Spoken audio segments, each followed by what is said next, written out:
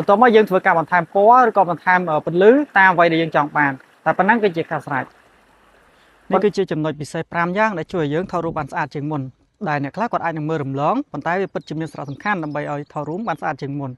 ទី1ចំណុចដែលយើងត្រូវធ្វើគឺពិនិត្យមើលទៅលើឡេនកាមេរ៉ារបស់យើងវាអាចមានប្រឡាក់ស្នាមរាមដៃឬក៏ប្រឡាក់ទូលីដែលយើងមិនអាចដឹងមុនដូច្នេះយើងអាចយកกระดาษជូតមាត់យកមកជូតកាមេរ៉ារបស់យើងឲ្យបានស្អាតប៉ុន្តែករណីបើយើងទៅលេងព្រៃភ្នំហើយយើងអាចបានដាក់กระดาษជូតមាត់ទៅជាមួយយើងអាច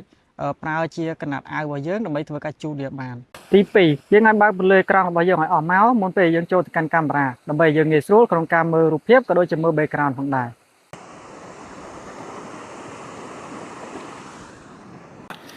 ចំណុចទី3គឺយើងត្រូវចូលទៅក្នុងកាមេរ៉ាដើម្បីធ្វើការបើក grade line ដើម្បីឲ្យយើងងាយស្រួលក្នុងការដាក់ subject របស់យើងហើយនឹងចាប់ប្លង់ background ផងដែរហើយចំណុចទី4មុនពេលដែលយើងចុចថតរូបគឺយើងត្រូវធ្វើការបើកពន្លឺបន្តិចដើម្បីឲ្យរូបភាពរបស់យើងគឺមានពន្លឺភ្លឺគ្រប់គ្រាន់